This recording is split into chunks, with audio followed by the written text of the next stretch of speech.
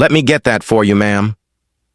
Across from her stood an elderly woman, pale and trembling, her faded coat hanging off thin shoulders. She looked down at her items, a can of soup, half a loaf of bread, and a small carton of milk. Her voice was barely audible. I didn't realize it would be that much. The cashier, a young woman with acrylic nails and a condescending sneer, scoffed.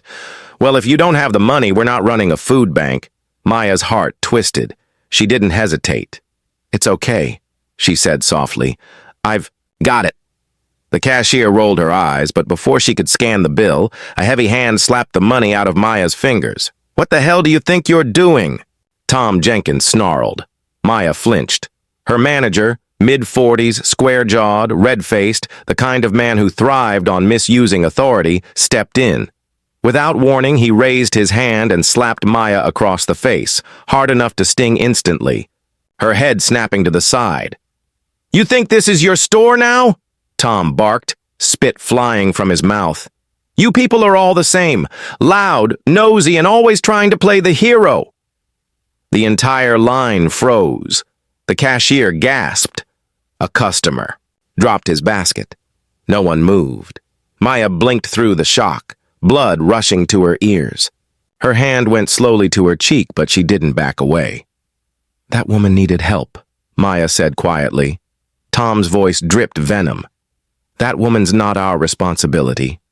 And neither are you anymore. You're fired. Get the hell out. Of here. What no one noticed, however, was the old woman standing silently near the exit, holding her small grocery bag as though it weighed 1,000 pounds. Her expression had changed. No more fear, no more confusion. Instead, her eyes were calm, calculating. She had witnessed everything, and she wasn't just any old woman. She was Sarah Whitmore, mother of Andrew Whitmore, the billionaire CEO and owner of the very chain of stores they were standing in. She had come here in disguise, dressed like one of the forgotten, to see how her son's empire treated those most often overlooked. Now she had her answer. The next day, Sarah returned to the store wearing the same tattered coat. She walked past the automatic doors, but before she could step fully inside, the cashier from the day before blocked her path. Oh no, not you again, the girl sneered. Didn't we deal with this already? I just need a few things, Sarah said gently. I don't care. You're not welcome here. Go beg somewhere else. Sarah didn't move. Before the cashier could push her out, Maya stepped between them. Her cheek was still bruised, but her spine was straight. She's a human being, Maya said firmly. You don't get to treat people like this. The manager stormed out again. I told you, you're fired, Maya. You have no business here. If you don't leave, I'm calling security. I'm not going anywhere, Maya replied, her voice steady. Not until you stop treating people like garbage. Security! Tom shouted. Get her out! But his voice cut off as the glass doors parted. A tall, well-dressed man in his late 30s strode inside, flanked by 2 assistants. The room went still. It was Andrew Whitmore. Everyone recognized him. Tech mogul, real estate developer, philanthropist. A man who usually appeared on magazine covers and national interviews, not in a low-end grocery store. He didn't speak at first. His eyes swept over the scene, the manager shouting, the cashier frozen, Maya standing protectively in front of the elderly woman still clutching her half-empty grocery bag. Then Andrew's voice rang out, low but commanding. She doesn't need security, he said, nodding toward Maya. She needs a promotion. The silence was thunderous. And you? He turned to Tom. Clear your desk. Tom's face went pale. Sir, I didn't know. No, Andrew interrupted. You didn't care. That's worse. He stepped beside his mother and placed a firm hand on her shoulder. This woman is my mother. She came here to see how my stores are run, to see how we treat people, especially those who seem invisible. The cashier's mouth fell open. My mother was disrespected, humiliated, Andrew continued, and only one person showed her kindness, not the staff, not the management, Just her. He turned back to Maya. Your name? Maya Williams, she said quietly. Effective immediately, Andrew said. Maya Williams will be Greenway Market's new director of community outreach. You'll have an office, a salary, and the authority to ensure no one in our stores is ever treated the way you were. Maya's mouth opened, but no words came out. Andrew turned to the staff. Everyone who laughed, who stood by and did nothing, you're done. And for those who think class and skin color define human worth, this is your wake-up call. He looked at Maya again. You did something brave. Not just for my mother, but for what's right. Maya blinked, then finally found her voice. I didn't do it for recognition. I just didn't want to walk past someone in need. That, Andrew said with a faint smile, is exactly why you deserve it. Sarah took Maya's hand, squeezing it gently, and just like that, the woman who had been overlooked, insulted, and fired became the beating heart of a movement that would change lives. And she did it with one simple act of kindness. Let me get that for you. That night, Maya sat in her small kitchen, the weight of the day pressing down like the faded paint on the walls. The fluorescent light above flickered, just enough to annoy, not enough to warrant a call to the landlord. Across the table, her mother Laverne stirred a bowl of soup, her hand trembling slightly with age and illness. On the couch, Belle, Maya's 10-year-old niece, sketched quietly in her notebook. For the first time in years, hope filled the room. Maya could hear the soft scratching of her pencil, a calming rhythm in an otherwise turbulent world. You're quiet, Laverne said, her voice raspy but warm. Maya forced a smile. It's been a day, Mama. I saw the bruise. Maya touched her cheek. It had darkened since that morning. It's nothing. Don't lie to me, baby. Nothing doesn't leave a mark like that. Maya didn't answer. How could she explain it? The slap, the humiliation, the explosion that followed. The surreal moment when Andrew Whitmore himself appeared and upended the entire store like some divine twist in a drama. She poured herself a cup of tea, her fingers trembling slightly as she gripped the mug. Mama, you ever feel like something impossible just happened, and you're afraid to believe it because it might vanish? Laverne smiled softly. You mean like the time your daddy finally found a working heater in 2092, and we thought it was magic? Maya laughed gently, tiredly. Yeah, maybe like that. Tell me, Laverne said. So Maya told her everything, about the old woman who turned out to be the billionaire's mother, about Tom's slap, about Andrew's arrival and what he said in front of everyone, about the promotion, about how a single act of kindness had become a spark in a room full of cold eyes. When she finished, Laverne was quiet for a moment. Sounds like justice, she said. Yeah, but it feels like too much, Maya murmured. I was just doing the decent thing. That's exactly why it's right, Laverne replied. People out here act like decency is a luxury, but for folks like us, it's survival. It's soul work. Maya looked down at her hands, strong, cracked at the knuckles, calloused, from years of scrubbing floors, lifting buckets, folding laundry. Hands that gave without asking for anything back. Mama, what if I don't know how to be? What he wants me to be? He wants me to be a director. You're just you. That's all you ever need to be. The next morning came early. The sun had barely crept over the horizon when Maya stood outside Greenway headquarters, a monolithic glass building that shimmered like a futuristic cathedral. She wore her best black slacks, a simple blouse, and the only blazer she owned, a gift from a neighbor who had once worked at a bank before the recession took everything. She stepped inside. A young receptionist greeted her with a look that wasn't quite pity, but wasn't respect either. Maya was used to that expression.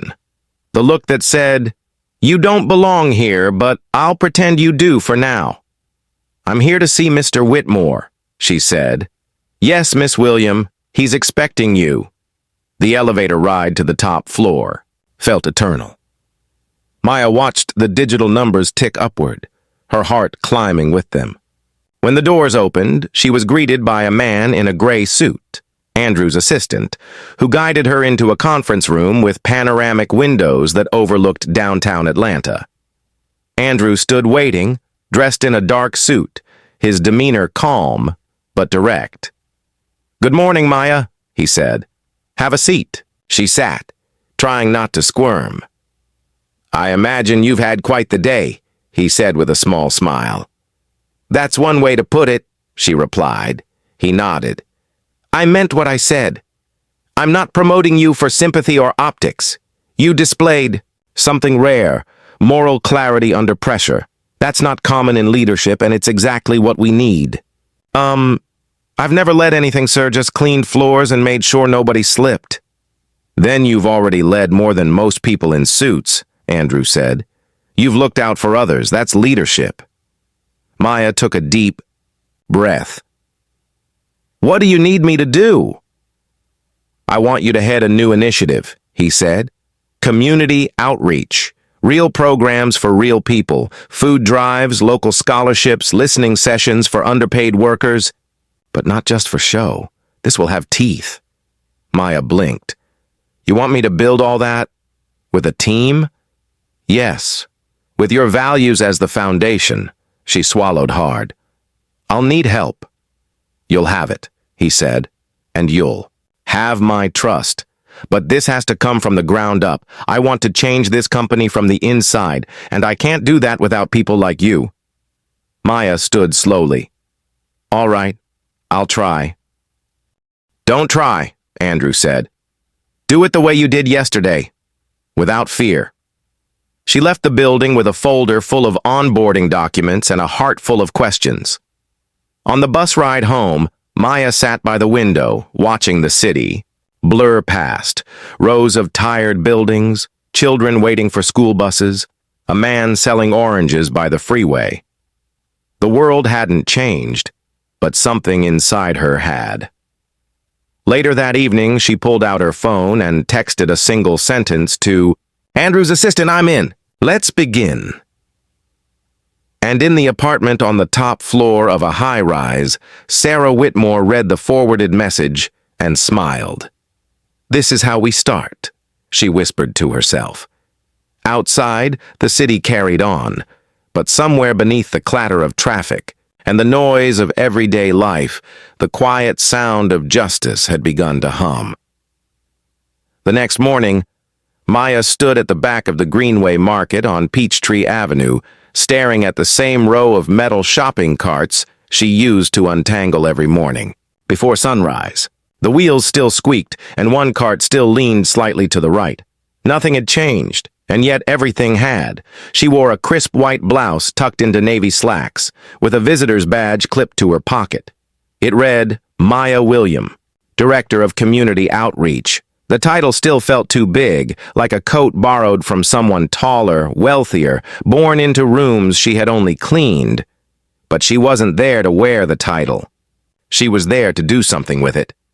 Across the lot, she saw Teresa, one of the janitorial staff, hauling a bag of trash, her back bent and sweat already dampening her collar. Maya crossed the lot quickly. Teresa! She called. The woman turned, blinking. Maya? Lord, is that you? Maya smiled. Yeah, it's me. What's with the fancy shirt? I've been reassigned. Teresa looked her over, eyes narrowing in confusion. You look like HR. What happened? I got promoted to a corporate position. Teresa stared at her for a moment, then chuckled. You mean after Tom fired you? Maya nodded. Exactly then. Teresa laughed out loud, tossing her gloves into the bin. Girl, you really are something. Maya smiled, but her tone was gentle. They're looking into him. And the cashier. It's not over. Teresa's laughter faded. She glanced toward the store entrance where a new manager, someone Maya didn't recognize, was posting something on the employee bulletin board. I just hope things change for real, Teresa said. We all see what goes on. Most of us. Just try to keep our heads down. I'm not here to sit behind a desk, Maya replied. I'm here to lift some heads. Later that day, she met with Andrew Whitmore again, this time in a much smaller meeting room on the second floor of headquarters. The air smelled like polished wood and stale coffee. We're launching a pilot program, he explained. 10 stores in Metro Atlanta, food access partnerships, community hiring events, open forums for feedback. Maya leaned forward. Will the employees be allowed to speak freely? Andrew met her gaze. Not just allowed, encouraged. Maya nodded. Then I want the first event held here, at the store where it all happened. Andrew smiled. Bold. I like it. Back at home, Maya sat with her mother and Belle around their dinner table, passing around a dish of baked chicken and collard greens. The apartment was the same, but the energy had shifted. Even Belle had noticed. You're like famous now, Belle said, wide-eyed. My teacher showed us an article about you. Maya laughed. Don't believe everything you read. She said you were a hero. I'm just someone who did the right thing when the moment came. Laverne nodded from the head of the table. That's what heroes are, baby. People who don't flinch when the moment shows up. The following week, Maya returned to the Peachtree Greenway store. But this time she came not with a mop, but with a microphone. Chairs had been set up in a semicircle near the produce section. Folding tables held pamphlets, feedback cards, and free coffee. Banners hung overhead with the slogan, Voices Matter. Building a better Greenway together, employees trickled in, cashiers, janitors, stockers. Many looked uncertain. A few looked wary. Maya recognized every single one of them. She took the mic. Her voice echoed slightly, but it was firm. My name is Maya Williams. You may remember me as the person who mopped your floors, restocked your paper towels, and cleaned up aisle spills without complaint. I'm still that person. But now, I'm here to listen and to act. A murmur ran through the group. Someone in the back clapped once, then again. Soon hesitant applause grew. An older man stood. My name's Ronnie. Been working here since 1998. I got arthritis in both knees. Still get written up for being too slow. Maya wrote it down. Thank you, Ronnie. A young woman followed. I'm Carla. I asked for a schedule change to take care of my grandma. They cut my hours instead. Thank you, Carla. The stories kept coming. Real, raw, layered with exhaustion and hope. After the forum, Andrew approached her near the loading dock. You were right, he said. These aren't complaints. They're truth. Maya looked out at the setting, sun stretching across the pavement. Truth doesn't need permission. It just needs ears. Andrew nodded. We'll start revising policies this month. And I want peer advocates in every store, Maya added. People the staff can talk to without fear. You'll lead that too. Maya smiled faintly. I already am. That night, as she walked home, Maya passed by a mural she'd never noticed before. A painting of a black woman offering a hand to an elderly person with a shopping bag. Beneath it were the words, Dignity is not a gift. It's a right. Maya stopped and stared at it for a long time. She didn't know who painted it or why, but she felt seen. And for once, that was enough. 3 weeks had passed since Maya stood in front of her former co-workers and listened to their stories. In that short time, something had begun to shift, not just in policy, but in spirit. Greenway's community outreach program, once just a vague bullet point in a forgotten handbook, now had a name, a team, and a woman behind it who understood the value of every overlooked voice. But as Maya sat in her modest new office at headquarters, glass walls, a shared assistant, and a desk too clean to feel like hers, she sensed that the real challenge hadn't begun yet. A knock interrupted her thoughts. Come in, she called. It was Jordan, a young analyst from HR who had joined her outreach team. His blazer was wrinkled and he looked like he hadn't slept much. "We got flagged emails," he said, dropping a folder onto her desk. "Internal chatter. Some managers across the Midwest region aren't happy about the new initiative." Maya flipped through the pages. Passive-aggressive messages from district supervisors complaining about excessive empathy, loss of managerial authority, and prioritizing emotion over performance. One even described her as a symbol of misplaced guilt. Maya raised an eyebrow. "They didn't hold back." "Nope," Jordan said. "And that last one? That's from Craig Norris, VP of Operations." She leaned back, the chair creaking beneath her. "So the higher-ups are circling." Jordan nodded. "They're polite for now, but the tone's turning. They think you're changing too much too fast." Maya tapped her pen against the desk. "That means it's working." She stood. "Schedule a regional tour. I want to visit stores in every quadrant, talk to workers, check conditions, meet with local leadership." Jordan blinked. "That's a lot of travel. This job doesn't belong behind glass." The next week, Maya boarded a red-eye to Chicago. Bundled in a long wool coat and scarf, the January wind sliced through the city like it held a grudge. She visited 3 stores, each one cleaner, more modern, more profitable than her old branch. But beneath the surface, the tension was the same.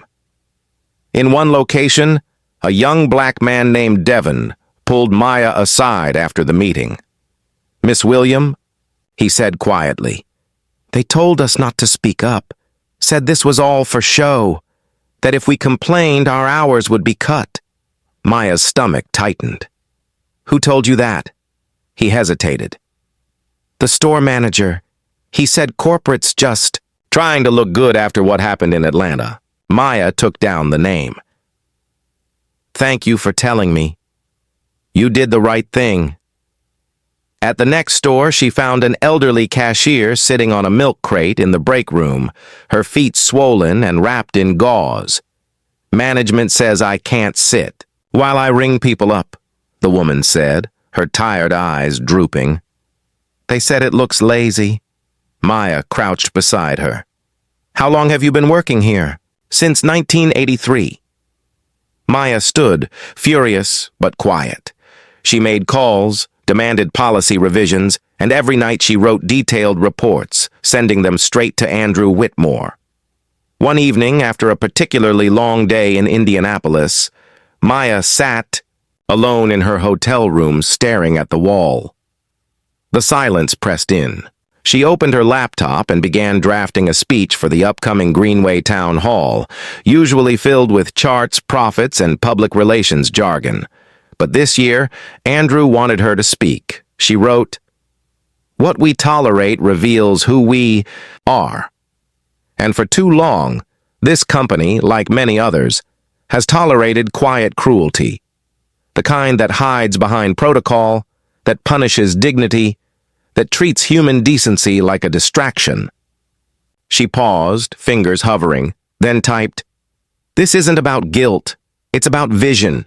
About building a culture where respect isn't reserved for titles or appearances, but extended to every human being who walks through our doors." The following week, Maya returned to Atlanta. Her apartment looked the same, but the weight on her shoulders was heavier. She was no longer fighting to be heard. She was fighting to protect the voices that finally trusted her. The morning of the town hall arrived. The Greenway Auditorium buzzed with activity. Executives, store managers, media reps, and hundreds of employees filled the seats. The stage lights were sharp. The air was thick. Andrew Whitmore opened the event with a brief speech about change, progress, and acknowledging past failures. Then he called Maya to the podium. She stepped up slowly, palms damp, but heart steady.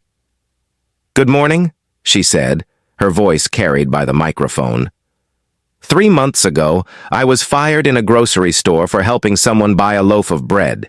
Gasps rippled through the crowd. Heads lowered. I was a janitor. And that day I was treated as less than human. She paused. But someone saw value in what I did, not because it was dramatic, but because it was right. Maya looked out at the sea of faces, some familiar, many distant.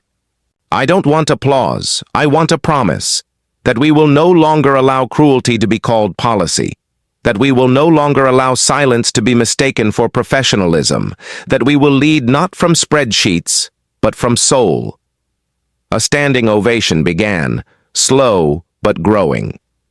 Backstage, Andrew smiled, arms crossed. She's not just changing policy, he murmured to himself. She's changing hearts. That night, Maya returned home exhausted. She kicked off her heels, changed into sweats, and sat on the couch beside Belle. On the television, a news anchor spoke. Today, Greenway Market took an unprecedented turn as Maya William, their new director of community outreach, called for sweeping internal reforms in her viral town hall speech. Belle grinned. "You're on the news again." Maya laughed, pulling her close. From her recliner, Laverne whispered, "Don't let the lights change you, baby." "I won't," Maya said softly. "The light just helps me see clearer." And outside, across dozens of cities, behind dozens of checkout counters and mop buckets, a quiet shift had begun, because one woman had stood up and then kept standing. The town hall speech went viral. Clips of Maya's words flooded social media, circulated in group chats, and played on evening news broadcasts. Even daytime talk shows replayed the moment she stood on stage and dared to say what so many working-class people had been whispering for years. But with visibility came resistance. Inside the polished halls of Greenway's national headquarters, certain board members began to murmur, "Too much attention. Too much emotion, not enough control," and on the ground, Maya noticed a new kind of silence, uneasy quiet from some store managers during her visits. Smiles that didn't reach their eyes. Polite nods followed by closed-door meetings. She didn't need anyone to tell her. Her presence was rattling a system used to running unchallenged. On a rainy Tuesday afternoon, Jordan stormed into her office, water dripping from his coat, clutching a manila envelope. "You need to see this," he said, breathless. Maya stood and took the envelope, flipping it open. Inside were printed spreadsheets, transaction records, and a memo labeled, "Internal use only. Do not distribute." "What is this?" she asked. "Inventory logs from store 452, Jordan said. "But look here. See the overstock donations, the food drives they reported to corporate?" Maya's eyes scanned the document, brow furrowing. "They claimed to donate $4,000 of goods, but the receiving center only logged $1,800. Jordan nodded. "The rest is unaccounted for. That store's manager is filing inflated donation reports, then selling excess product to local vendors under the table." Maya sat down slowly. "They're stealing from the community." "It gets worse," Jordan said grimly. "I cross-checked other stores. At least 5 more show the same pattern, the same donation boosts, the same missing product." Maya closed the folder. "This isn't just bad bookkeeping," she said. "This is betrayal." She scheduled an immediate meeting with Andrew. An hour later, she stood in his office, smaller than one might expect for a billionaire, but the weight in the room was unmistakable. Andrew read through the documents silently. When he looked up, his face was hard. "I trusted these managers," he said. "They trusted you wouldn't look too closely," Maya replied. He tapped the memo. "We need an internal investigation. Quiet. No headlines. Not yet." "I want a seat at that table," Maya said firmly. "You'll earn it," Andrew answered. For the next 2 weeks, Maya worked around the clock, coordinating interviews, digging through reports, and personally visiting 3 of the flagged stores undercover. She posed as a mystery shopper, spoke to part-time stalkers during smoke breaks, met single mothers working double shifts, and kept her eyes wide open. At store 578 in Birmingham, she found a break room that hadn't been cleaned in months. Staff used their own money to buy bottled water. The assistant manager pulled her aside and whispered, "We aren't allowed to throw out expired goods anymore. They relabel them, stick them in the donation bin for photos. Half the stuff we donate never even leaves the dock." At another location, Maya overheard a supervisor laughing about the optics of having a black woman run outreach while we run the numbers. She wrote it all down. Meanwhile, rumors of Maya's inquiry began to circulate through the corporate grapevine. Some praised her, others resented her, but no one could ignore her. One morning, she arrived at headquarters to find her office door slightly ajar. Inside, her files were scattered. A sticky note had been left on her desk. "Back off. Not everything needs fixing." Maya held the note for a long moment. Then, she calmly tossed it into the shredder. Later that day, she met with Sarah Whitmore, Andrew's mother, in a quiet cafe near Midtown. Sarah had been following her work closely, often sending handwritten notes of encouragement. "They're scared," Sarah said after hearing the details, "which means you're close to something." "I didn't come here to tear the place down," Maya said softly. "I just want people to be treated right. Sometimes to build something clean, you have to scrape away the mold," Sarah replied. "And that makes people uncomfortable." Maya nodded slowly. "What if I push too hard?" Sarah reached across the table, her old hands steady.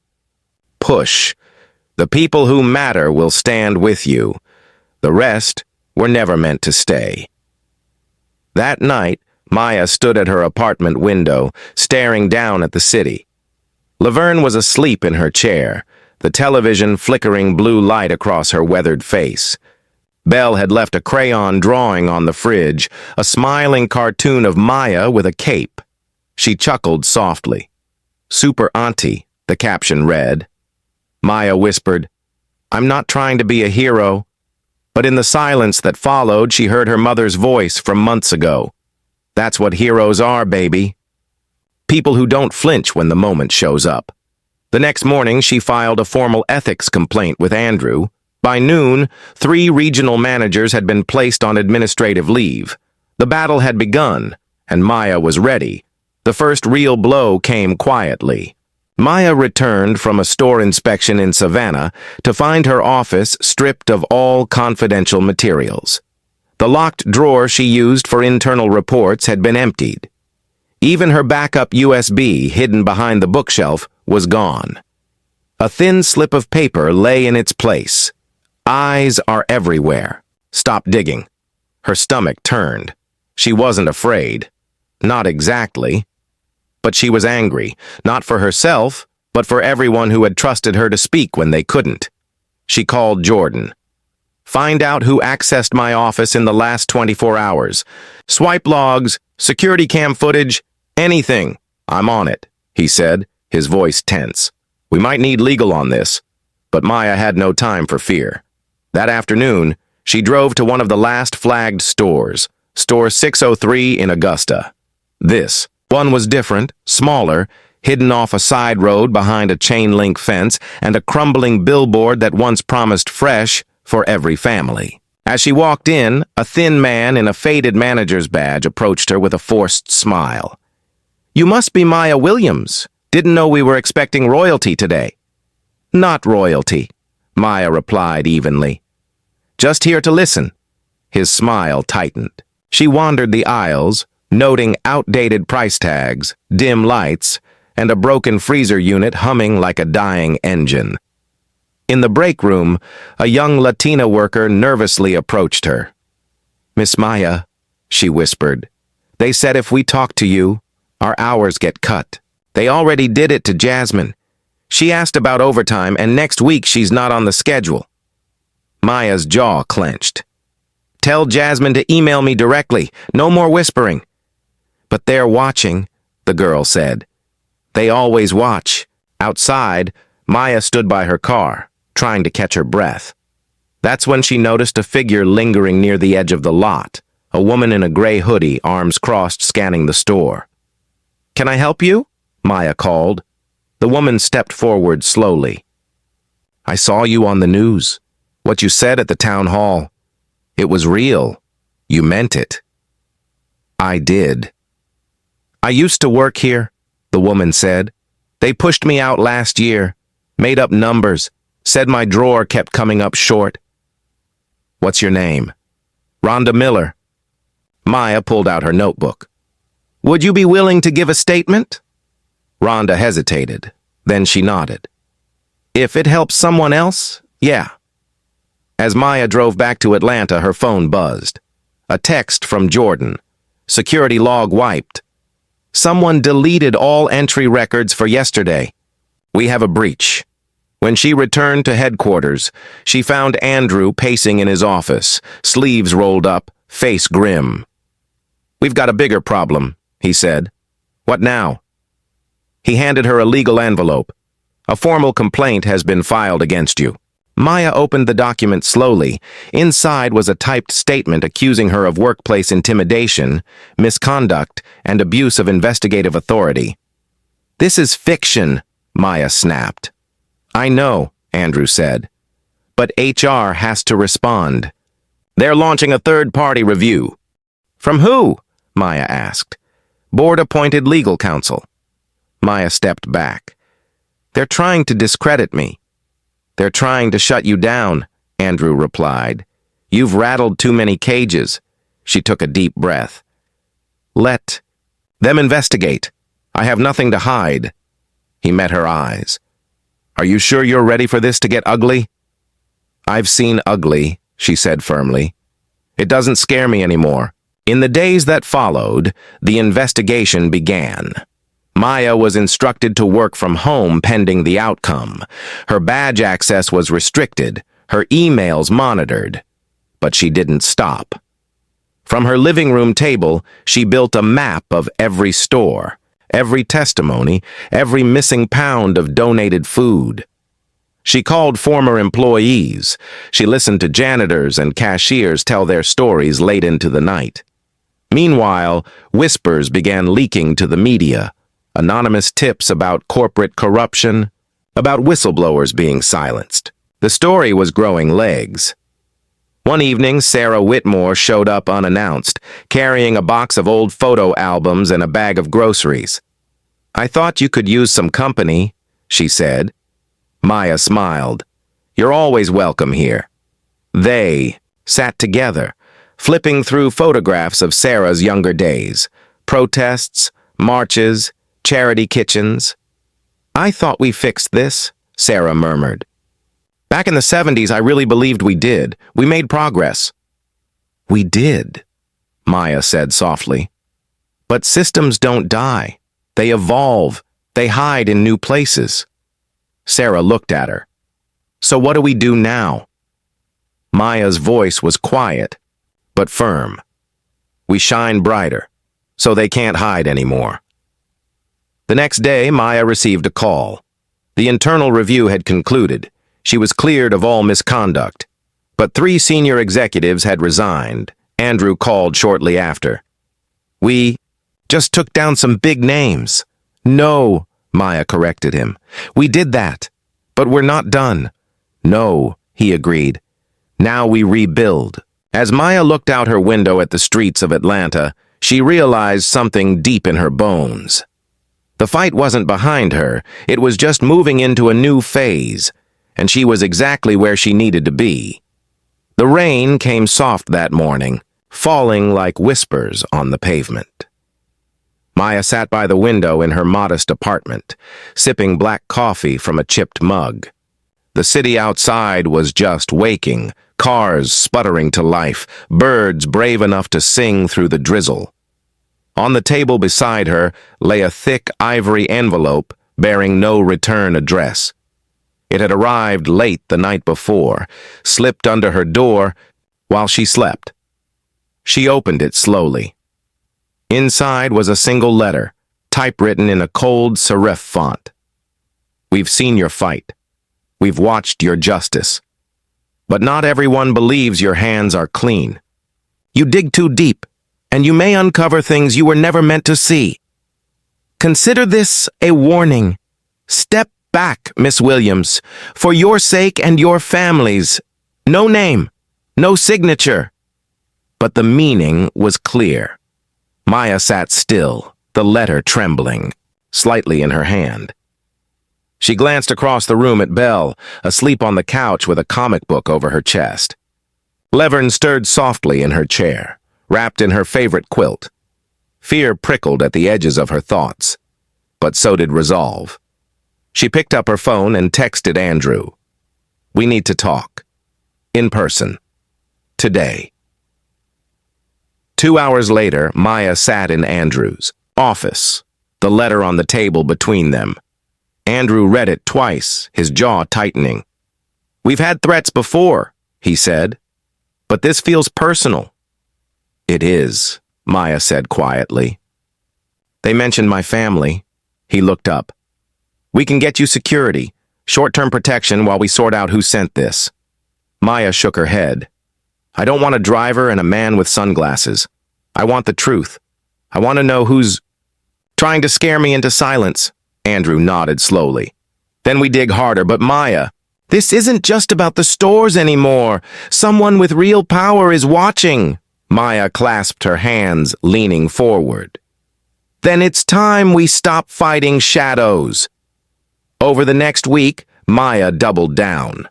She reactivated her badge, returned to headquarters, and made a public appearance at a new store opening in Montgomery, where she personally cut the ribbon alongside store employees, not executives. Her presence sent a message. She wasn't going anywhere. But beneath the surface, Maya was building something stronger.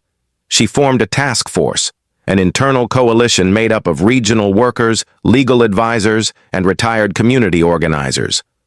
They called it Project Cornerstone.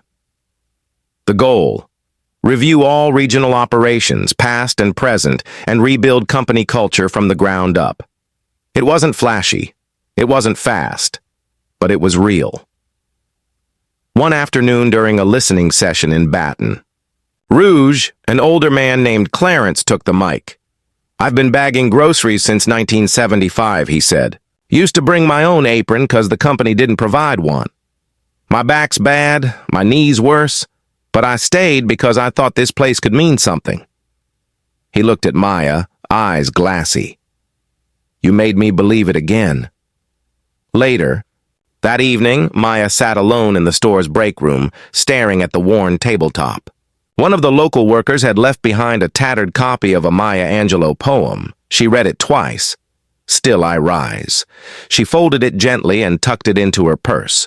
When she returned to Atlanta that Friday, she was greeted by another letter. This time, it was handwritten, sealed with wax. Inside was a simple message. "The line you're crossing was drawn for a reason. Walk back while you still can." No threat this time. Just a warning. She showed it to Andrew. He called in the legal team, cybersecurity, even a private investigator. But Maya already knew. Whoever was behind this was closer than they realized.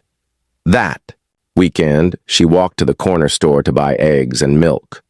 As she stood in line, a woman ahead of her turned slowly, a face Maya half recognized from one of her earliest Greenway meetings.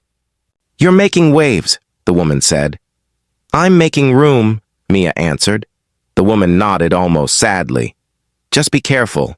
The people who benefit from silence tend to scream when it's broken." Back at home, Maya stood in her kitchen, the groceries, untouched. Belle played music in the background, dancing with a wooden spoon. Laverne watched, amused. Mia whispered to herself, "They want me quiet. They want me afraid." But her voice didn't waver. She pulled out her laptop and opened a blank document. Title: The Cost of Silence. It would be an internal report, yes, but also a story. A detailed record of everything she had seen, everything she had heard. A roadmap for anyone who came after her. If they tried to erase her, they wouldn't erase the truth.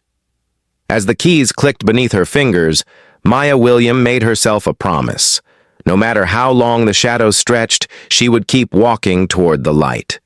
The hum of the office was unusually quiet, Phones rang in distant corners, but the usual buzz of conversation was muted, like a thick fog had settled over Greenway's headquarters. Maya walked down the hall with firm steps, eyes forward, the edges of a folder clutched in her hand. Inside was her finished report, The Cost of Silence.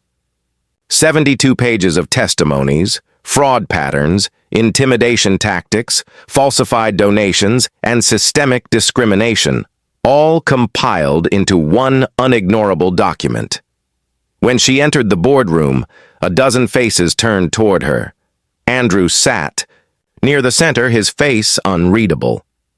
To his right were three new figures Maya hadn't seen before, two men and a woman in sharp suits with colder eyes, legal counsel, damage control. She placed the folder in the center of the table and took her seat. "I trust you've all read the preliminary summary," she began. "But this is the full report. Verified, documented, and time-stamped." One of the suited men leaned forward, his voice smooth and dismissive. "Miss William, surely you understand the sensitivity of this information. If released, it could cause a panic among investors and long-term partners." Maya didn't blink. "The real panic would come from a class action lawsuit. And trust me, we're dangerously close." The woman beside him adjusted her glasses. "We're not here to dispute your findings. We're here to discuss your recommendations." "Then let's start with accountability," Maya replied. "Not just policy changes, people. The ones who orchestrated this, the ones who enabled it." Andrew finally spoke. "We've already suspended 4 regional directors. 2 more are under investigation." "It's not enough," Maya said. "The culture won't change if the rot at the core is left untouched." Silence filled the room. Then the older lawyer cleared his throat. "And what would you propose, Miss William? That we air our shame on the 6 o'clock news, invite litigation, apologize for decades of bad oversight?" She met his eyes. "Yes, that's exactly what I propose." They stared at each other. He looked away first. After the meeting, Maya stood, alone in the hallway, the weight of the past 6 months pressing heavy on her shoulders. Jordan caught up with her near the elevators. "They won't go down easy," he said. "I don't expect them to," Maya replied. He handed her a small flash drive. "A gift from a friend in IT. Archive access. Turns out some of those deleted security. Logs weren't really deleted, just buried." Maya took the drive. "You're a good man, Jordan," he smiled. "You're a better one." That evening, back at her apartment, Maya sat with her mother and Belle at the dinner table. Laverne was uncharacteristically quiet, pushing sweet potatoes around her plate. "You okay, Mama?" Maya asked. Laverne looked up slowly. "You're fighting. A war, baby. And war leaves marks, even when you win." Maya reached across the table and held her mother's hand. "I'm not fighting alone anymore, huh?" Belle looked up from her math homework. "Can I help?" Maya smiled. "You already are, sweetheart." The next morning, news broke. An anonymous leak had sent portions of Maya's report to a journalist at the Atlanta Sentinel. By noon, headlines were flying. Greenway accused of donation fraud and worker retaliation. Whistleblower sparks internal. Reckoning. Andrew called her into his office. "We have a firestorm on our hands," he said. "The board wants to suspend all outreach programs pending investigation." "No," Maya said firmly. "That's what they want. To kill the thing that threatens them." He looked at her, weary but loyal. "Then what do you suggest? We go public on our terms, we own the mistake, and we lead the correction." Andrew ran a hand through his silver hair. "That's bold. It's honest," she replied. And so they did. The following day, Maya and Andrew stood together at a press conference, streamed live. Behind them was a banner, Transparency, Truth, Transformation. Maya took the podium. "For decades, certain practices within our company have fallen short, not just of corporate standards, but of basic human decency. We cannot undo the past, but we can confront it.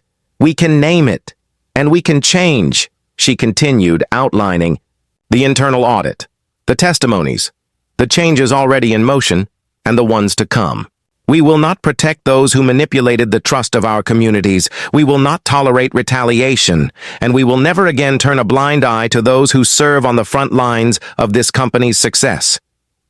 The applause was hesitant at first, then swelled. Backstage, Andrew handed her a glass of water. You just made a lot of enemies, she took a sip, and gave a lot of people a reason to believe again. That night, as she walked home under a sky slowly clearing after rain, Maya passed the mural again. The one with the black woman offering a hand to the old man with groceries. But this time, someone had added to it. Below the original line, "Dignity is not a gift, it's a right," was a new message painted in soft blue, and those who protect it write history. Maya stopped, smiled, then kept walking into the night, ready for whatever came next. It was a Tuesday morning when Maya returned to the store on Peachtree Avenue, the place where everything had begun. The brick walls still wore the same faded green paint. The automatic doors opened with the same tired hiss, but the air felt different. People looked up when she entered, not with suspicion, but with recognition. Some employees smiled. Some offered nervous nods. A few clapped, discreetly as she passed. She wasn't a janitor anymore. She wasn't just a whistleblower. She had become something else entirely. Proof that the system could be challenged and changed. Teresa, her old co-worker from the cleaning crew, spotted her first near the produce section.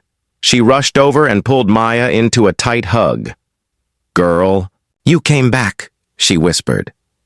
"I said I would. They got rid of Tom, that new manager. And the new one?" She listens. Really listens, Maya smiled. That's how it should have been all along. The store now had a large bulletin board labeled Employee Voices, featuring suggestions, anonymous feedback, and pinned responses from management. Lunch breaks had been extended by 10 minutes. A stool now sat behind every register. Small changes, but small things mattered when you were standing all day being treated like a machine.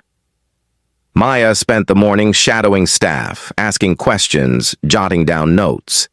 She spoke to everyone, from new hires to retirees pulling weekend shifts for extra income. But as she turned a corner near aisle 12, she found someone unexpected. A middle-aged white man, tall and wiry, wearing a faded blue cap, was stalking. Cereal. His eyes were focused, movements practiced. He glanced up and froze. It was Tom. "You're back," Maya said, blinking. He stood slowly, brushing dust from his apron. "Got transferred. Different title, less power." "Do you think you deserve to be here?" she asked, calm but direct. He looked away. "I don't know what I deserve, but I'm trying to be better." Maya studied him for a long moment. "Trying isn't enough if it's only for show." "I know," he admitted quietly. "Look, I was wrong. About you, about a lot of things. I thought power meant control. Turns out it just made me scared. Scared of change, of being replaced." "You weren't replaced," Maya said softly. "You were held accountable." He nodded. "That's fair." Maya walked past him, then paused. "Do better, Tom. Not because someone's watching, but because it's the right thing." He didn't answer, but for once his face showed something close to humility. Back in the break room, Maya met with the store's new manager, a black woman, named Rochelle with sharp eyes and a warm laugh. "We've got a long way to go," Rochelle said, "but morale is up and people feel seen. That's the real victory," Maya replied. As they spoke, Maya's phone buzzed. It was a message from Andrew, media request from NPR. They want to do a segment on the reform project. "You ready to go national?" She smiled and texted back, "Let's talk." That afternoon, Maya stopped by a local community center to speak with a group of high school interns from a job readiness program Greenway had recently funded. They were mostly Black and Latino teens, wide-eyed, curious, eager. One girl raised her hand. "Miss Williams, were you scared when you spoke out?" "Yes," Maya admitted without hesitation. "Every day. But I was more scared of what would happen if I didn't." Another boy asked, "Did people try to stop you?" "Many did," she said. "But people also stood with me, and that's what mattered." Afterward, one of the students handed her a drawing of her face, framed by bold letters. Truth, power, hope. She fought back tears as she thanked them. That night, back at home, Belle crawled into her lap with a blanket and a book. Laverne was in the kitchen humming softly while stirring a pot of gumbo. "Are you going to be on the radio tomorrow?" Belle asked sleepily. "I think so," Maya smiled. "Will you say my name?" "Of course. I'll say you're the bravest girl I know." As Belle dozed off against her chest, Maya looked out the window at the city skyline, glowing like a field of fireflies. It had taken months of grit, sacrifice, and truth-telling, but something had shifted, not just in policies, but in people, in how they spoke, in how they looked each other in the eyes. Change was no longer a distant hope. It was happening. One store, one voice, one stand at a time, and Maya Williams, once a janitor and now a voice for justice, sat silently, holding her niece with a quiet certainty in her chest. She wasn't done. Not yet. The next morning, Maya stood outside the NPR studio in downtown Atlanta, her breath fogging in the crisp air. She clutched her notes in one hand, the other stuffed deep into her coat pocket. Though she'd faced boardrooms, reporters, and even threats, this felt different. National radio reached hearts in places she'd never set foot. And hearts, she knew, were harder to move than headlines. Inside, a young producer named Eliana greeted her with warmth and a mug of peppermint tea. "You've got a solid 15-minute segment," Eliana explained. "We'll cover the reforms, the report, and your personal story. Keep it conversational." Maya nodded.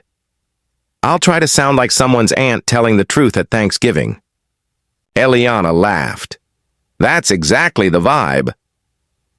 Moments later, Maya sat in front of the microphone, headphones snug, her heartbeat matching the studio's silent metronome. "Joining us today is Maya Williams," the host began, his voice smooth and familiar, "whose recent work in corporate reform has sparked national conversations about ethics, race, and dignity in the workplace. Maya, welcome." "Thank you," she said. "I'm honored to be here." They started with the basics, her beginnings as a janitor, the incident with the woman in line, the firing, and her unexpected return. Then the host asked, "Was there a moment you wanted to quit?" Maya didn't answer right away.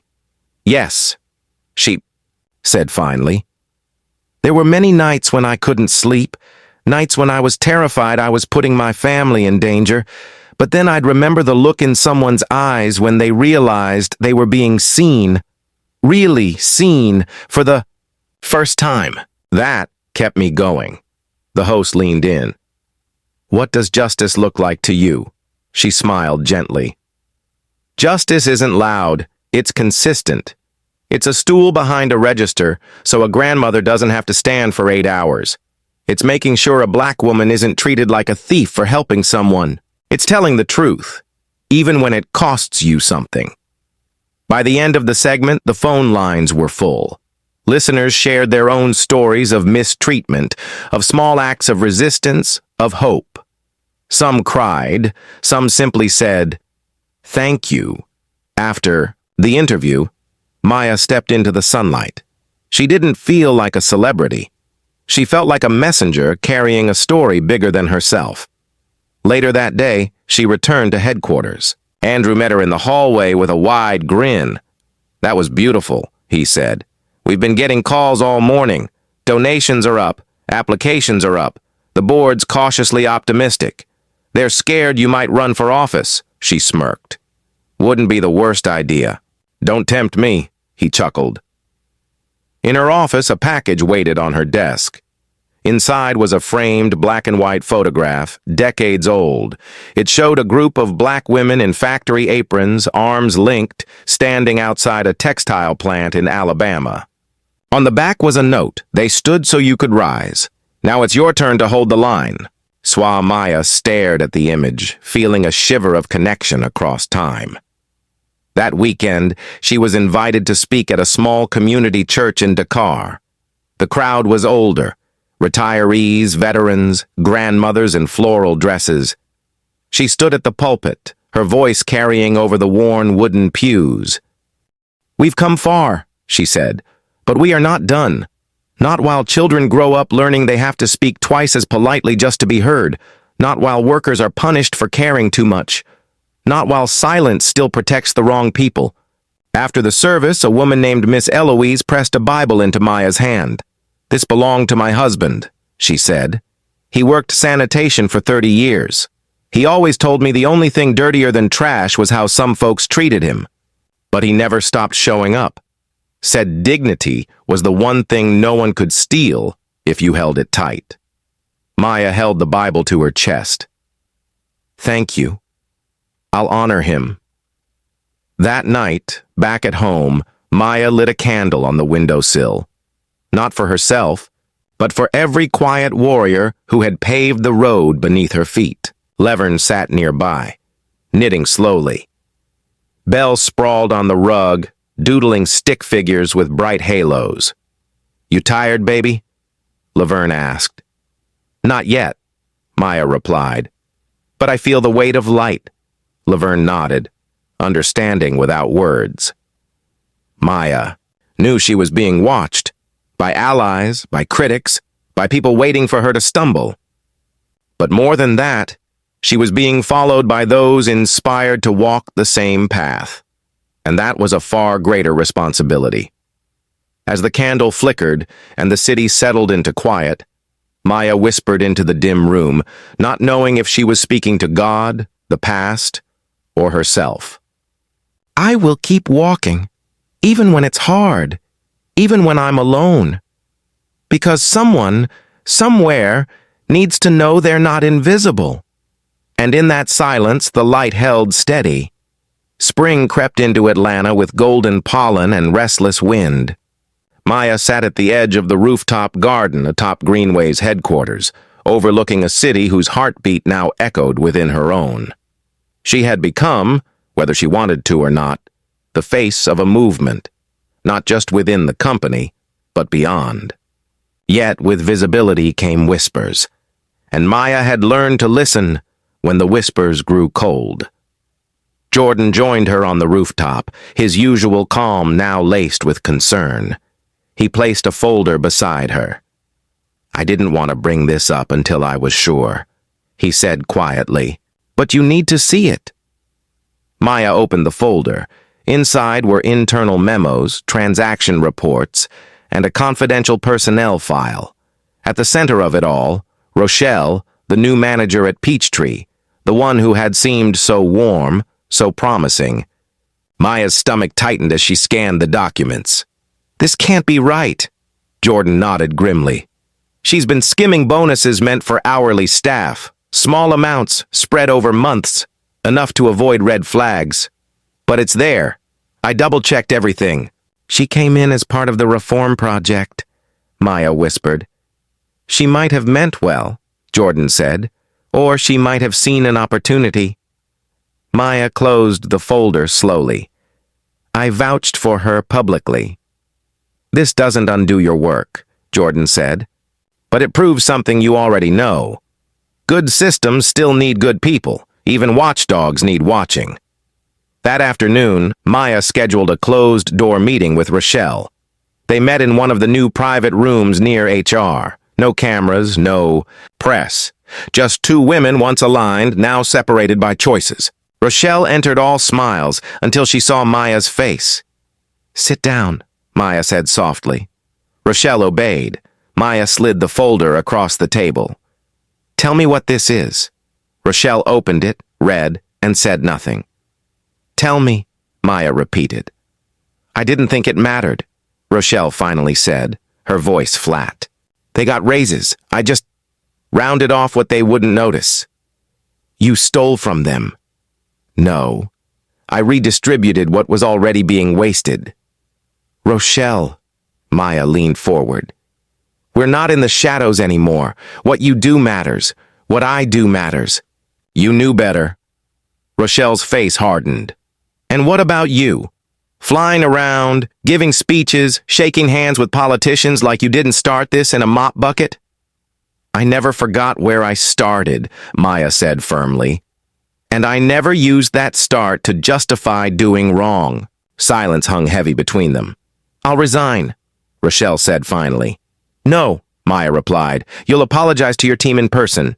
Then you'll stay and fix what you broke." Roella looked up, stunned. "This movement isn't about punishment," Maya continued.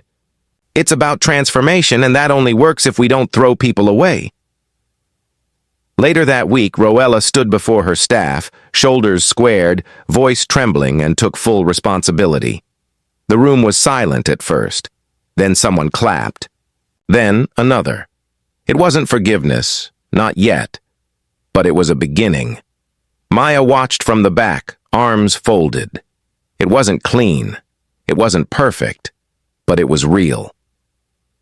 In the following days, Maya returned to building Project Cornerstone. They launched leadership training programs rooted in ethics and empathy. They revised pay transparency policies. And for the first time, janitors and cashiers had voting power in quarterly review boards. But trouble stirred again, this time from outside. A conservative media outlet ran a segment accusing Maya of corporate activism, calling her a divisive figure exploiting racial guilt for power. They played distorted clips of her speeches. The death threats followed quickly after. "You think you're Harriet Tubman?" one voicemail hissed. "But you're just a maid with a microphone." Maya played it on speaker for Laverne that night. Her mother didn't flinch. "Baby, when the devil starts talking dirty, that means heaven's getting too close." Maya chuckled. "You always know what to say." And she kept going. She spoke at Howard University, where students lined up for photos one after another saying, "You made me believe I could do something." She met with union organizers in Detroit, where steelworkers told her, "Your fight is our fight." She testified at a state labor hearing where lawmakers asked for her input, not her silence. And one evening, as she returned to Peachtree, for a surprise visit, she found something new painted on the wall near the employee entrance. A mural of Maya, hand outstretched, not holding a mop, not holding a microphone, but simply holding open a door. Above it, the words, "If she walks, we follow." No. She stared at it for a long time. Then slowly, tears rose, not of pride, but of gravity. Because she understood now. Every choice she made would ripple outward, and every footstep would matter, not just for her, but for all who came behind. As the sun dipped low, Maya whispered to the wind, "Let the weight stay heavy. It reminds me to walk carefully." And she did. The invitation arrived in a thick white envelope engraved in gold leaf, resting neatly at the top of Maya's office inbox. She knew before opening it that it would be trouble.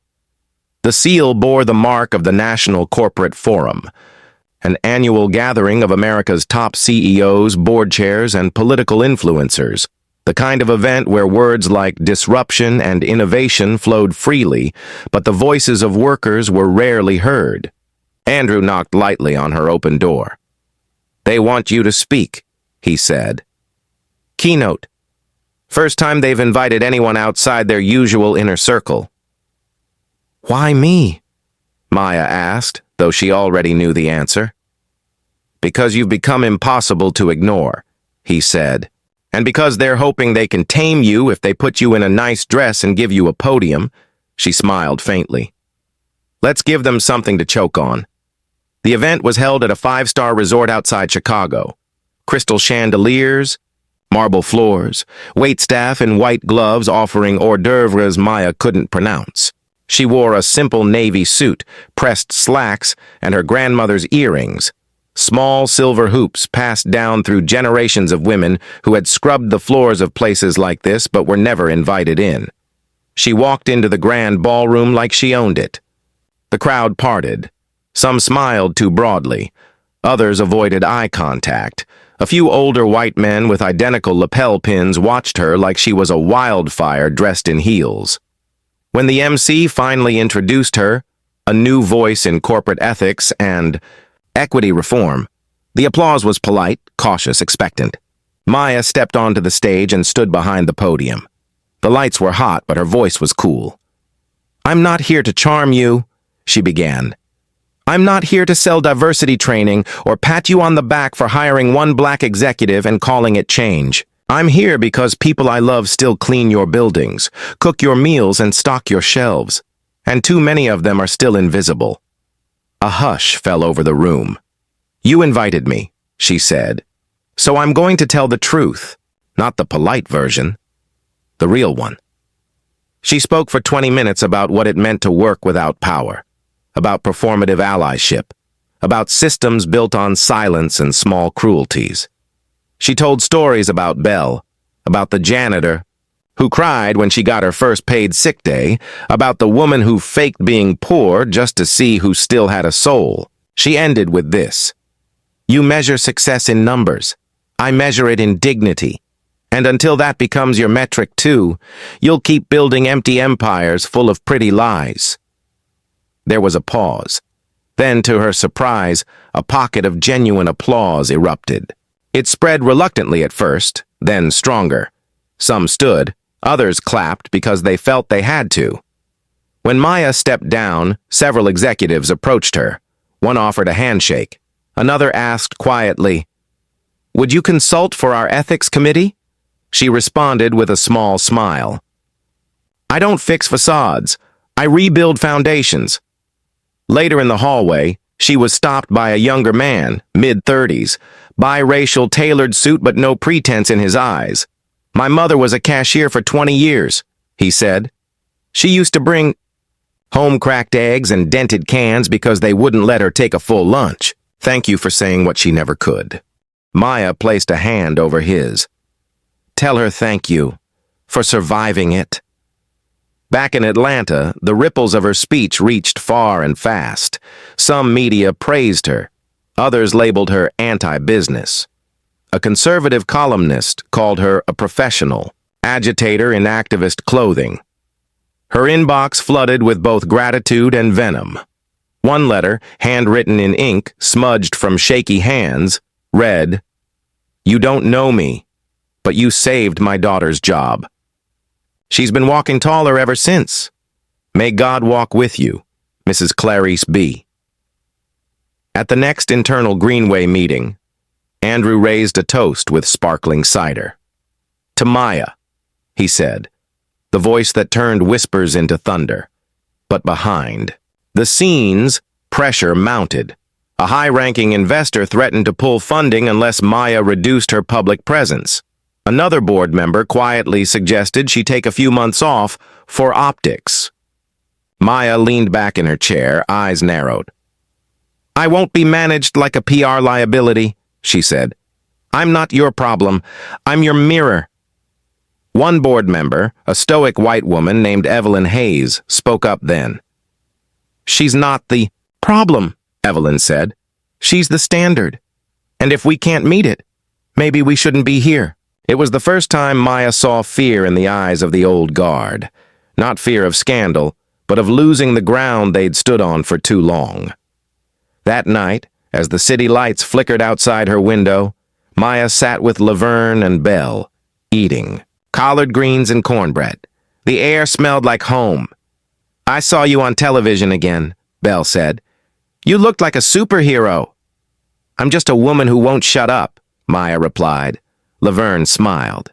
"Sometimes, baby, that's exactly what makes a superhero." And for the first time in weeks, Maya let herself rest, knowing that while the next battle waited, tonight, the truth had won. It was just past 6 a.m. when Maya stepped into the Georgia State Capitol building, heels clicking softly on the polished marble floors. She wore a simple black coat, her curls pinned neatly, and a manila folder tucked beneath her arm.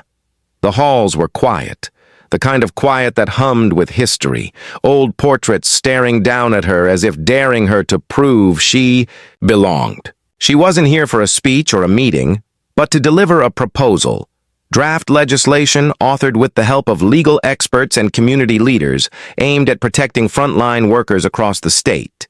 It was called the Fair Labor Dignity Act, and it was bold. Too bold, some said.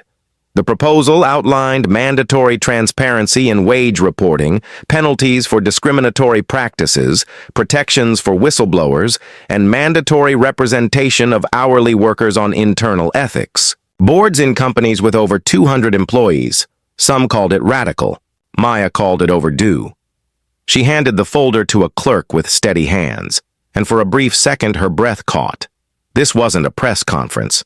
There were no cameras, no applause, just quiet paper on a desk of power, waiting to be read. By noon, the story had leaked. Maya Williams proposes sweeping labor reform in Georgia, read one headline. Activist turned executive challenges business norms, said another. Some lawmakers publicly supported the proposal. Others recoiled. One senator called it an attempt to make corporations kneel to mobs of sentiment. Another accused Maya of weaponizing identity politics for legislative gain. But Maya had expected the backlash. She wasn't here to be liked. She was here to be heard. Back at Greenway, the internal temperature grew tense. Some board members applauded her courage. Others held emergency calls with shareholders, worried about brand risk and legislative entanglements. Andrew called her into his office the next morning. "You've got them rattled," he said. "Good," Maya replied. "Maybe now they'll move." "There's talk of a media campaign against you," he warned. "They might paint this as personal ambition." "I don't need ambition," she said calmly. "I have receipts." She showed him a spreadsheet. Collected from anonymous employees statewide, over 300 testimonies, cases of wage theft, intimidation, racially biased evaluations. Real names, real stories. Andrew sat back. "If we push this bill, you're going to war with more than just the company. You'll be poking the whole corporate ecosystem." "Then let them wake up," Maya said. "They've been sleeping too long." A week later, she stood on the Capitol steps, flanked by community leaders, teachers, sanitation workers, and retired union reps. Cameras clicked. Microphones surrounded her. "This bill," she said, "isn't about politics. It's about people. It's about the invisible hands that hold up this country, hands that clean your offices, that serve your meals, that raise your children while you chase your profits. They deserve protection. They deserve a voice. They deserve justice." As she spoke, she noticed a man in the crowd, tall, white, dressed in a dark trench coat holding a notepad. He wasn't press. He wasn't part of her team. His eyes were cool, clinical. She'd seen him before. Later that night as she walked to her car in the nearly empty parking garage, she felt a chill, not from the air, but from instinct. Her steps slowed, her keys gripped tighter. Then a voice from behind. "Quite the performance today?" Maya turned. The man from the crowd stood several feet away, hands in his coat. "I'm not performing," she said. "I'm advocating." He took a step closer. "You're threatening the wrong pockets. There are people who don't like to be seen, especially not by janitors in power suits." She didn't flinch. "Then tell them to look away." He smiled, thin and humorless. "I'd be careful if I were you. History has a habit of swallowing troublemakers." Maya stepped forward. "And history has a habit of immortalizing them." She turned, got into her car, and drove away without looking back. At home, she told no one, not yet, but she checked the locks twice and kept her mother and Belle closer. Still, she didn't retreat. The next week, she testified before the labor committee, calm, factual, fierce. A woman named Denise, a former supermarket worker who'd been fired for reporting harassment, told her story in the room, her voice cracking but unshaken. "I'm not asking for special treatment," Denise said. "Just the same respect the CEOs get when they walk into a room." When Maya stepped outside afterward, reporters swarmed her, but one older man stood off to the side. Gray beard, veteran's hat, eyes. Like he'd seen too much. He nodded at her, slow and proud. "That's for my wife," he said. "She cleaned hospitals for 35 years and never once got thanked." Maya took his hand in both of hers. "Then today, sir, we thank her." The world was watching. The powerful were stirring. The opposition was sharpening. But Maya knew something else, too. Something deeper. The cracks were showing. And through those cracks, the light was breaking in. The threats grew bolder. They began as whispers in email threads, anonymous accounts flooding her inbox with coded warnings, slurs, and digital graffiti. Then came the phone calls at odd hours. No voice, just silence and breathing. But silence has a weight, and Maya felt every ounce. One morning, Belle found a flyer shoved under their front door, black and white. No return address, just 3 words stamped in blood-red ink. "Stay in place." Maya folded the flyer and tucked it into a drawer. She didn't show it to Laverne. Not yet. Her mother was already watching the world with weary eyes. She did, however, alert Jordan and Andrew. And within a day, Greenway hired private security. "You know this means they're scared," Andrew said, leaning over her desk. "I know," Maya replied, "but that doesn't make the fear any less real." Still, she didn't stop. That week, she held a public town hall in South Atlanta. Over 200 residents packed the community center, some seated, many standing against the walls. The air buzzed with tension, but also with something electric, expectation. Maya stepped onto the small stage and took the mic, her voice steady. "They want us quiet, not because we're wrong, but because we're right. And they know it." The crowd erupted in cheers. "They want to remind us that change is dangerous," she continued. "But we already knew that. Every mother who's walked her son past police with fear in her throat knows it. Every worker who clocked out in silence after being humiliated knows it. We know the danger, but we're still here." After the event, a young Latina woman approached her, holding a baby boy on her hip. "My husband was undocumented," she said. "He worked sanitation for 8 years. When he spoke up about safety, they called ICE. We haven't seen him since." Maya reached out and gently touched the boy's cheek. "He's going to grow up knowing his father was brave." The woman's eyes welled. "Thank you for saying that." That night, Maya couldn't sleep. She walked the length of her apartment barefoot, listening to the city hum beyond the windows. She paused at the dining table where stacks of documents waited, policy drafts, legal briefings, testimonies. In the middle of it all, a sticky note in Belle's handwriting, "You're my hero. Love, B." She smiled, then cried, then sat down and kept working. Meanwhile, political backlash intensified. A local conservative PSC launched a smear campaign titled Keep Business Safe, accusing Maya of leading a radical takeover of Georgia's industry. Billboards popped up across the state with her face darkened and distorted next to slogans like Janitor or General. And "Don't let her sweep away our values." Maya's phone rang constantly. Journalists, activists, allies, skeptics. And then came the hearing. The Senate Labor Subcommittee scheduled an emergency session to debate the Fair Labor Dignity Act. It was set for a Friday afternoon, an odd, almost strategic time meant to minimize attention, but Maya knew better. She organized busloads of supporters from across the state. Janitors in uniform, retirees in Sunday clothes, college students in matching shirts that read, "I stand with Maya." The Capitol steps overflowed. Inside the chamber, Maya sat beside Denise and two other workers whose stories had helped shape the bill. Opposite them sat senators in crisp suits, their expressions unreadable. The chairperson, a man in his 60s with a practiced smile, leaned forward. "Miss Williams, while your passion is commendable, do you truly believe it's the government's role to interfere in the contracts between employers and employees?" Maya met his gaze. "I believe it's the government's role to protect those who can't afford lawyers." Murmurs filled the room. Another senator chimed in. "This bill could increase operational costs across the state. That could hurt job growth." Maya leaned forward. "If your business model depends on exploitation, maybe it shouldn't grow." Silence, then applause, then a sharp gavel pounding the desk. "You are out of order, Miss Williams," the chair snapped. Maya didn't flinch. "No, sir, I'm right on time." After the hearing, reporters swarmed her. Cameras flashed, questions flew.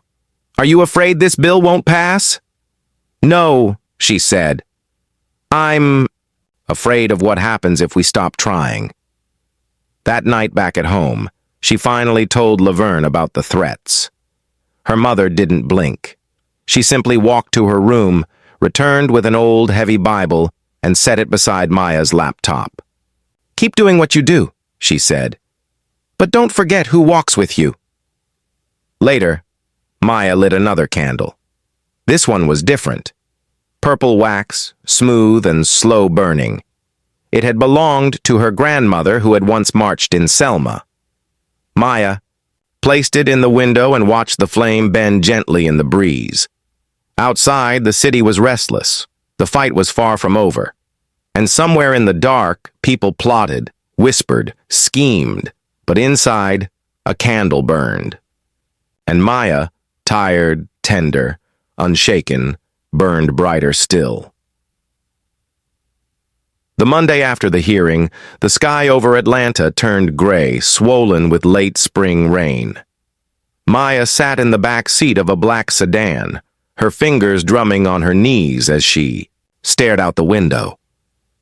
They were headed to a private meeting, one requested by Governor Walker himself. Andrew sat beside her, quiet, reviewing the talking points he had printed. "You don't have to go in there alone," he said, "not for the first time." "I do," Maya replied.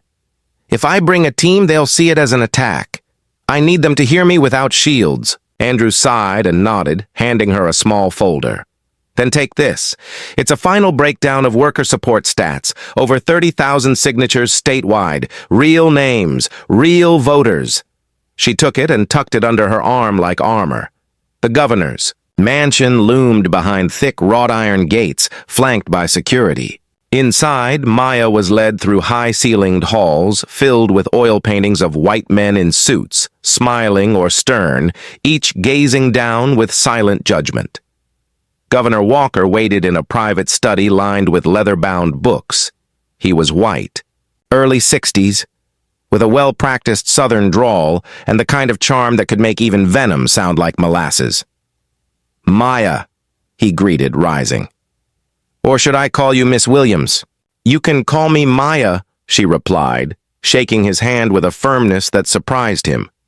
They sat. "I read your bill," he began, crossing one leg over the other. "And I admire your conviction. I really do. But conviction doesn't always make for good policy." Maya held his gaze. "No, but injustice always makes for bad history."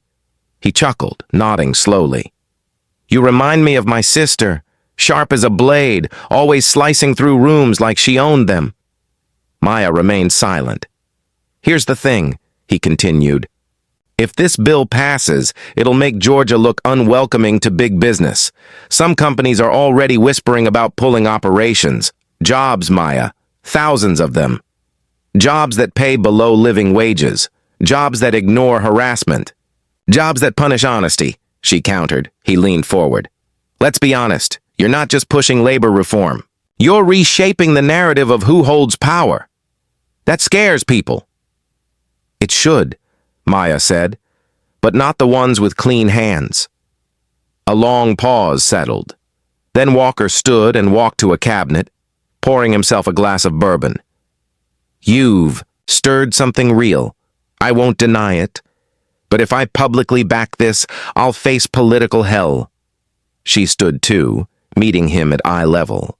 "Then ask yourself what kind of hell you're already standing in if you let silence win." He sipped, watching her. "I'll consider it," he finally said. "But I can't promise anything." Maya left the mansion feeling like she had walked through a storm without getting wet, but she knew the thunder was coming. Back at Greenway, the tension was mounting. Corporate partners were pulling back from collaborations. Emails leaked to the press. An anonymous source accused Maya of financial impropriety. False, but the headline didn't care. Her team doubled security, her inbox flooded with threats, and support in equal measure. Protesters gathered outside headquarters, some chanting for reform, others decrying her as a radical. One afternoon, Maya stepped outside to address both sides. She didn't use a microphone. Her voice was steady. "You don't have to agree with me," she said. "But if you hate me for fighting for someone else's right to be seen, then maybe ask yourself what you're really afraid of." A hush fell over the crowd.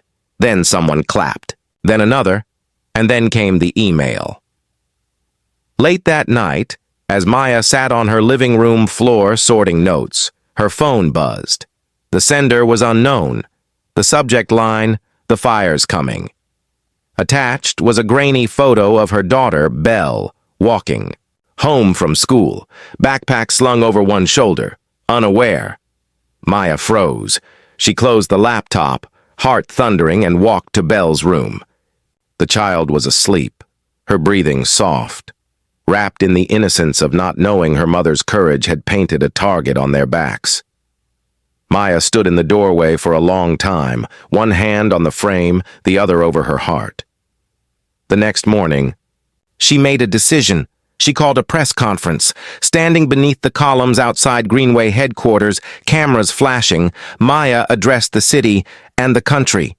"I've received threats. My child has been followed. But I will not be moved," she said.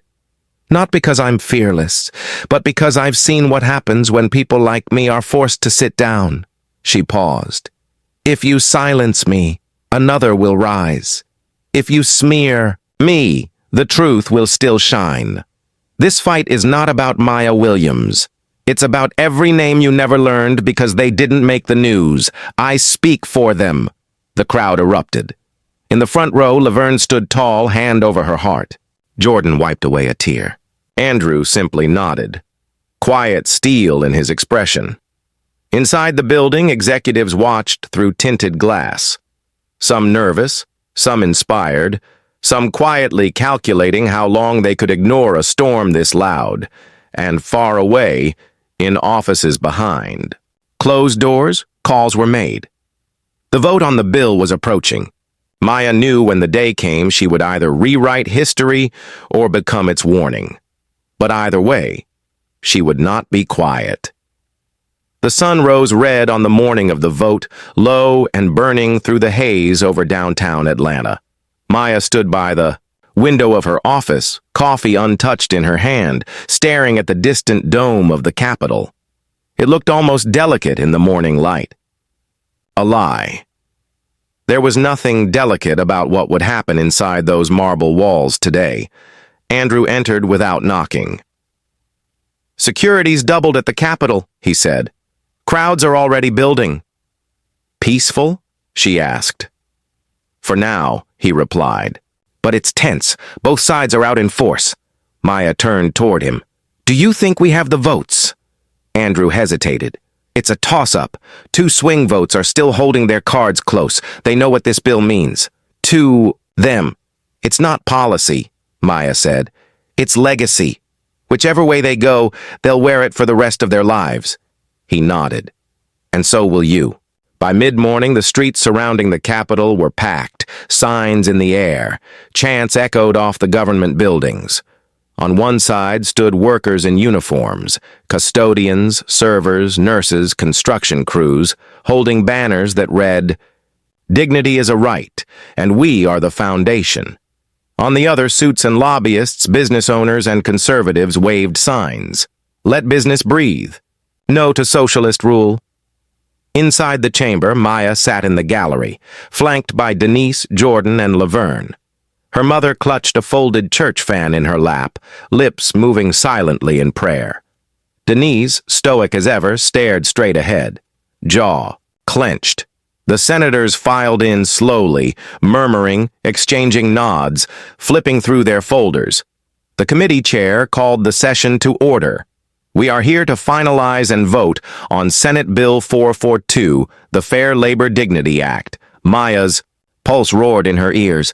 One by one, senators gave their final statements. Some spoke with cautious support.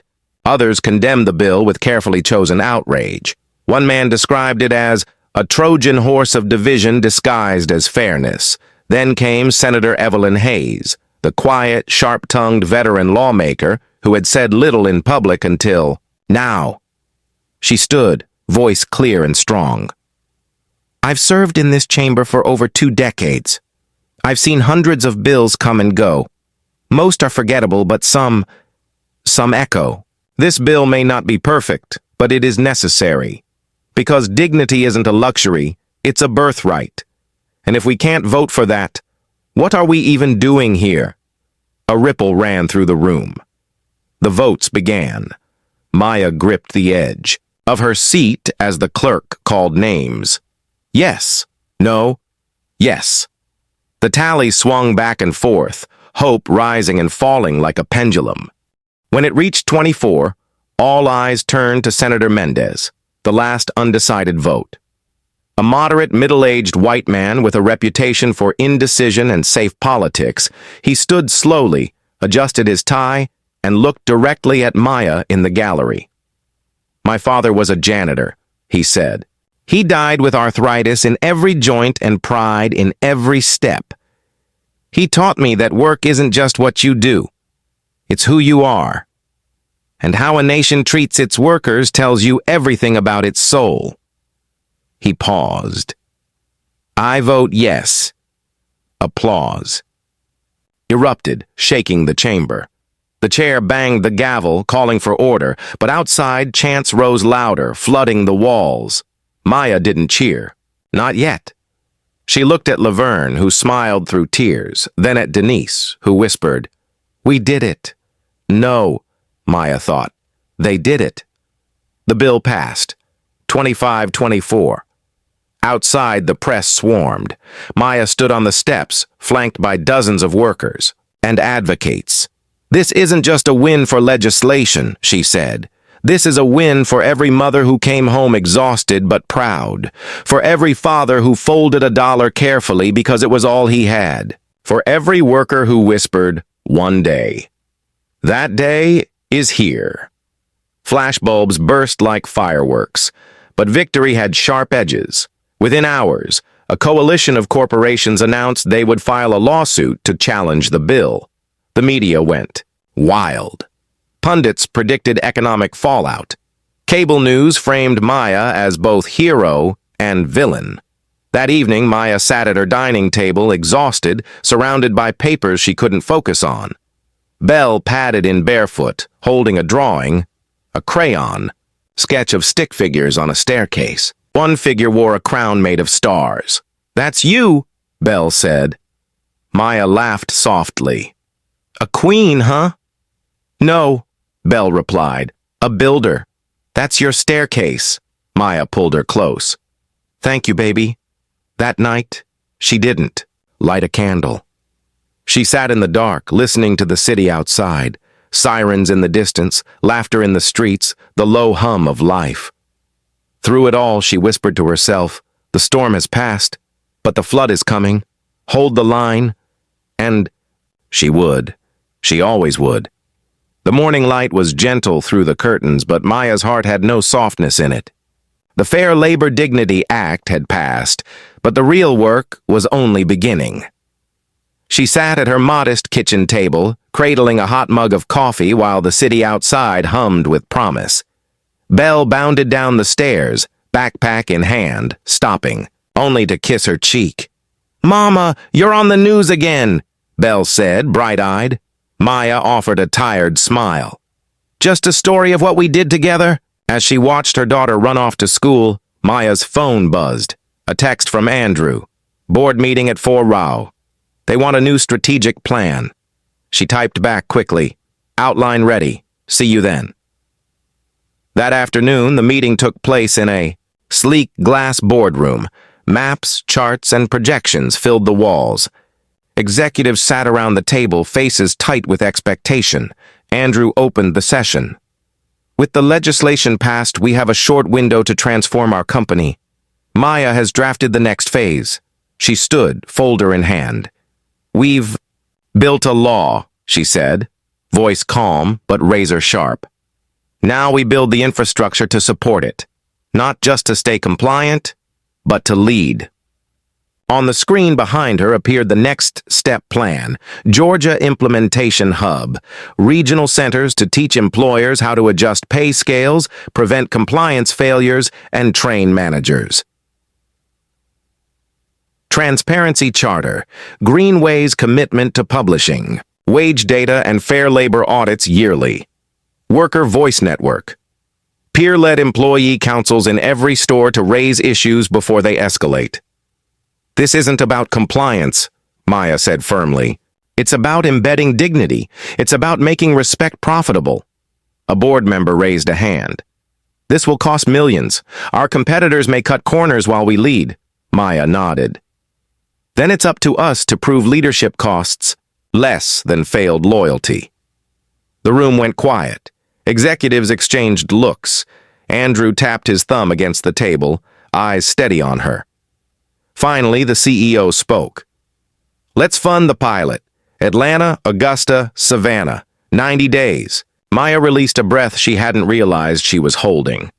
Outside, the streets looked the same. Cars, coffee shops, plants breaking through sidewalks. But inside Greenway, something had changed.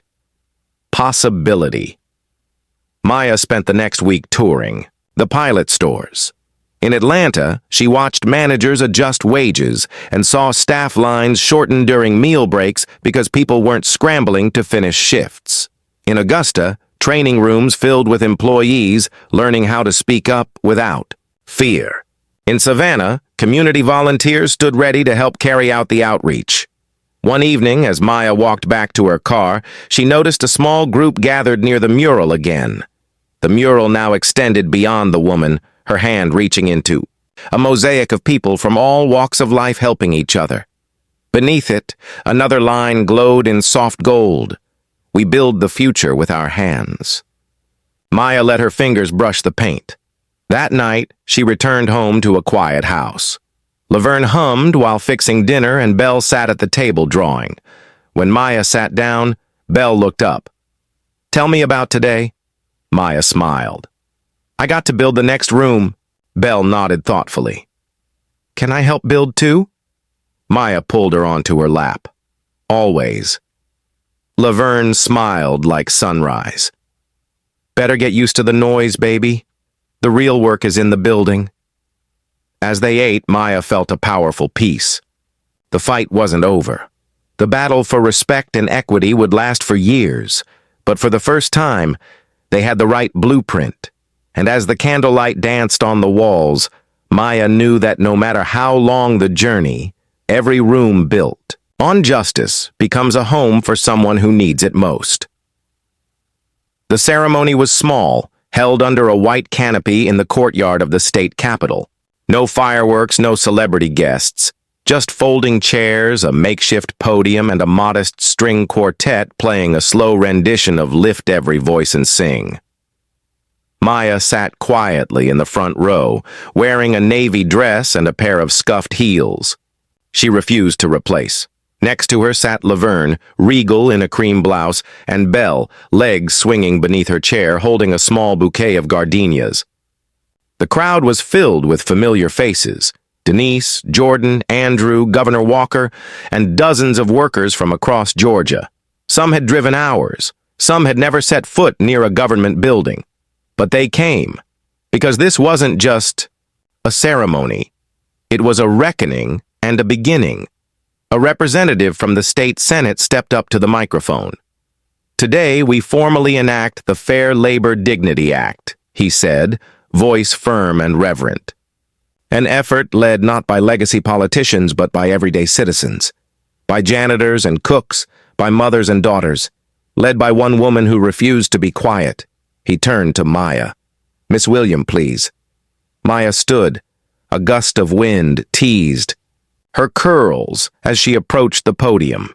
She looked over the crowd, not as an activist or a CEO or a media figure, but as a daughter, a mother, a woman who once cleaned floors and now stood where laws were born. "I didn't come here to celebrate. Me," she began. "I came to honor the people who built this road before me. My grandmother who couldn't vote. My mother who raised me while working 2 jobs. My daughter who reminds me what tomorrow should look like." She paused, her eyes catching on the faces before her. "We passed a law, but that's just ink on paper. What matters is what we do with it. Do we live it? Do we enforce it? Do we carry it into the break rooms, into the factories, into the homes of every worker who's ever whispered, 'One day'?" Maya looked down briefly, then back up. "Let this be their day, not mine." Applause followed, not loud but long, the kind that swells from truth and gratitude. When she stepped down, people reached out. Hands clasped hers, eyes met hers, and for a moment, the air was thick with shared memory. That evening, a modest reception was held at Greenway's downtown headquarters. The once stern marble lobby now held framed photographs of employees, art created by children of workers, and handwritten notes from customers who had witnessed change firsthand. Maya moved through the room slowly, exchanging hugs, hearing stories. A man in a postal uniform told her, "I used to keep my head down. Not anymore." A nurse's aide whispered, "My daughter's applying to college now. She sees what I do matters." In a quiet moment near the back wall, Andrew joined her. "You changed everything," he said. "No," she replied. "We proved it could be changed." He smiled, holding up a glass. "To the long road." Maya clinked his glass with hers. "To walking it together." Later that night, Maya found herself alone on the building's rooftop. The city stretched before her, lights blinking like a pulse, streets weaving stories she'd never hear. She lit a small candle, shielding the flame from the breeze. Not a symbol this time, just a promise. Belle joined her quietly, sitting cross-legged beside her. "Are you done now?" she asked. Maya looked up at the sky, the stars just beginning to show. "Not done, just at a resting point." Belle leaned against her. "I think Grandma said you were a spark." "She said that?" "Mm-hmm." She said, "Sparks turn into fires, but good ones." Maya smiled, resting her chin on her daughter's head. "Then we'd better make sure we burn bright." A beat of silence. "Do you think one day I could do something big?" Belle asked. "You already are," Maya whispered. They sat there, mother and daughter, under a Georgia sky that had seen centuries of struggle and now a chapter of change. The wind carried a softness through the night, and the city moved on below them, rushing, rising, ready. Maya closed her eyes. Tomorrow would come. But tonight, there was peace. And the long fight had found its breath. This story reminds us that true change begins with those who dare to believe in dignity over convenience, justice over comfort, and community over silence. Maya Williams's journey teaches us that courage isn't about having all the answers. It's about standing firm in the face of fear and choosing to build something better, one voice, one step, and one act of compassion at a time. It shows us that leadership can rise from the margins and that the quiet strength of the unheard can shake the very foundations of power. In a world where injustice often hides behind policy and profit, Maya's story is a call to each of us to see the invisible, to protect the vulnerable, and to never underestimate the power of standing up, not only for ourselves, but for one another.